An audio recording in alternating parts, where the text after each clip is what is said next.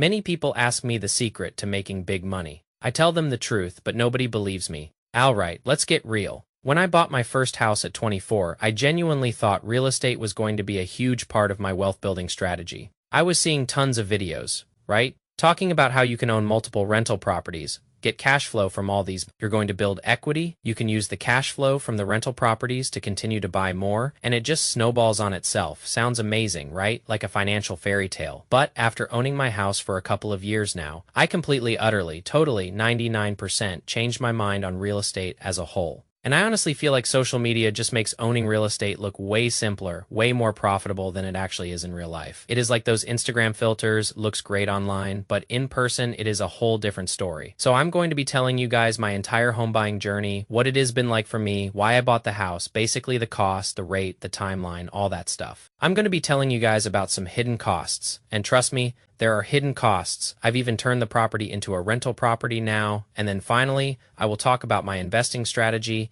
and would I do it again. So before we jump into the video, go ahead and drop a comment down below. What are your thoughts on real estate? Are you interested in it? Do you think you're going to own a bunch of rentals, or do you just want to have one house? Maybe like just your family home, or do you want to just avoid real estate altogether? Go ahead and comment that down below. I'm curious what people say. I'm genuinely curious. I want to know what you're thinking. Also, one thing I did want to mention. Please do not interpret anything I'm saying in this video as me bragging or flexing, because part of the reason I was able to get in this position was because I was very frugal. I saved a lot of my money, but also because a little bit of it was just luck and timing. I will admit that, I'm not going to sit here and act like I was some total genius that knew how to navigate the real estate market like a beast. This was my first house. I did get very lucky in the position that I got into, so just please be aware of that. I'm not trying to brag or flex at all, cause that schwetch, tough, that is cringy. But I did want to at least share my journey with real estate outright. So jumping into the first section here, why I bought the house in the first place. So for me, I initially thought that I was going to build my wealth with 50% real estate and 50% the stock market. So if I had $1 million net worth, I thought $500,000 of that net worth would come from real estate. And the other $500,000 would come from stocks. A nice, neat 50-50 split, right? Balanced, predictable, or so I thought.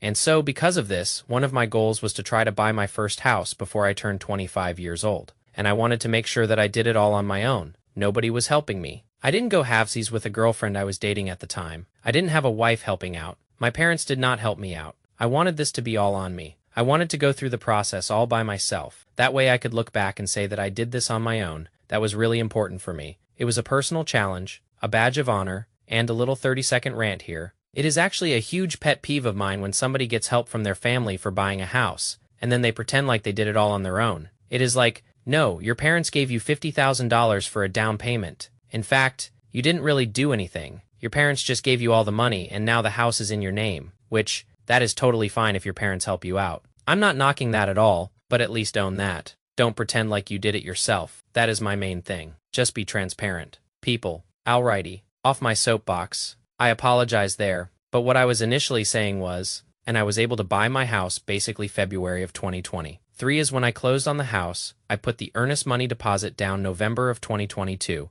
and I'm going to go into the actual math and some of the numbers of my house. So initially, when I was looking to buy a home, I was approved for a $300,000 loan. And the interest rate that I had at the time, this is around November of 2022, like early November, late October. I was approved for a 7% interest rate. Now, you have to remember, in 2022, the Fed was pumping rates up. So, at the time, interest rates were pretty high. I had an 800 credit score. I had no student loans, no debt at all, and I was still getting 7% as my interest rate, which is pretty rough. I mean, that is a kick in the teeth when you've worked hard on your credit. And before I bought my house, I was initially just going to go through a very traditional route. I was going to go through a lender, I was going to go through a realtor, and I was like, okay, this is how I'm going to do this, because this is how most people do it. And so I toured a couple of townhouses with the realtor, and honestly, they were kind of run down.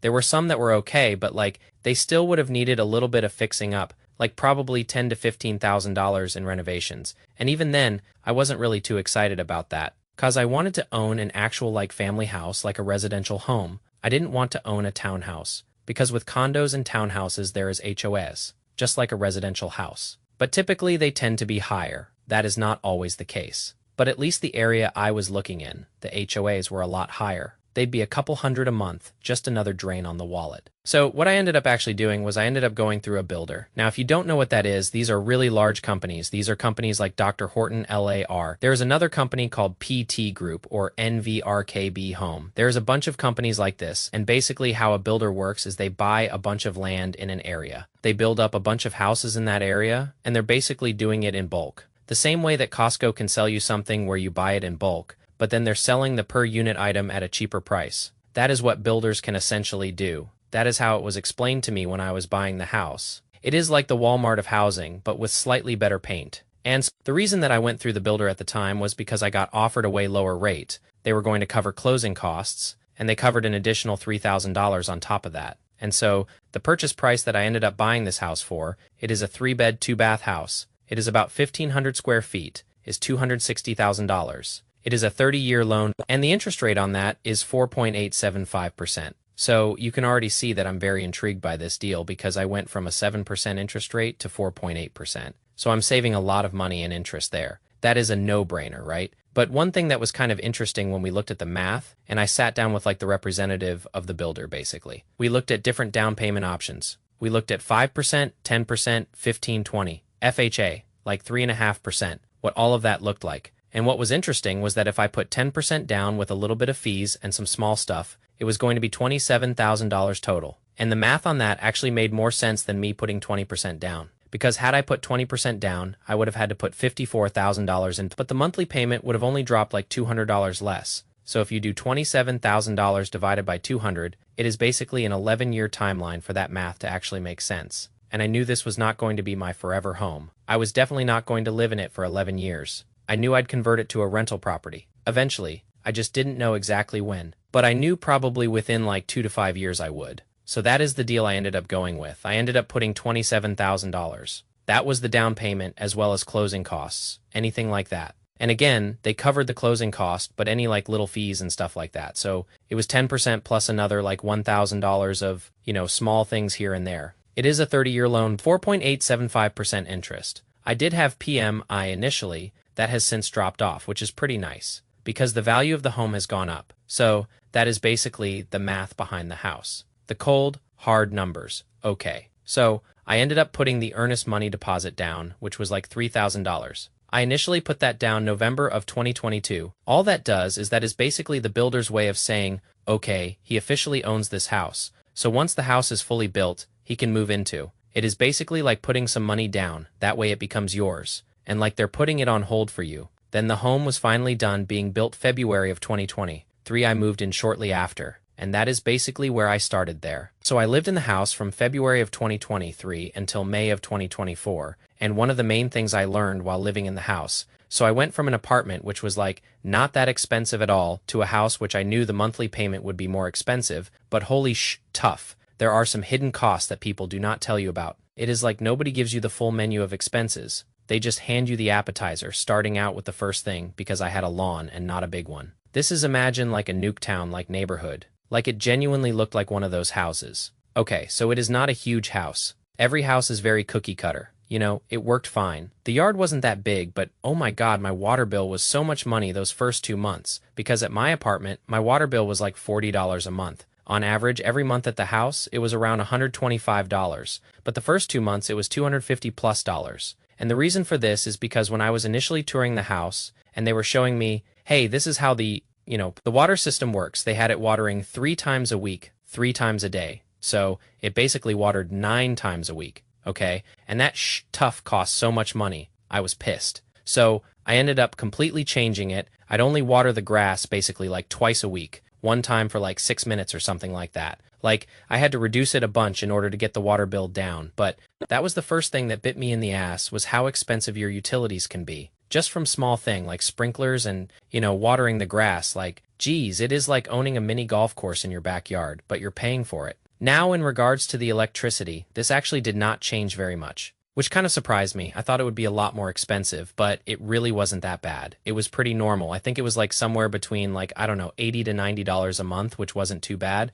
because my electricity at the apartment I think was like 60 or 70. And of course the house was a lot larger than the previous apartment I was living in. I mean, the apartment before I was living in, I guess, would probably be around 700 square feet. This apartment was again 1,500. so about double the size there. But on top of the water bill being a lot higher, you have the HOAs, which seems like it is pretty hard to get away from those these days. But mine wasn't too bad. Mine's about $700 a year that I pay once a year. But that is another expense you have to take into account. And then also on top of that, there is lawn care. So either you're going to have to pay somebody to mow your lawn, or you're going to have to, buy a lawn mower and do it yourself. And then I also had to pay for pest control because the house was like kind of near a lake. And so we'd get a ton of bugs, which was just a pain in the ass. So I'd have pest control come out quarterly. That is an extra $120 a quarter. Just add it to the never-ending list of bills. And then on top of all this, your monthly payment for the house can go up every year depending on what state you're living in, because some states increase their property taxes. So for example, if your home is,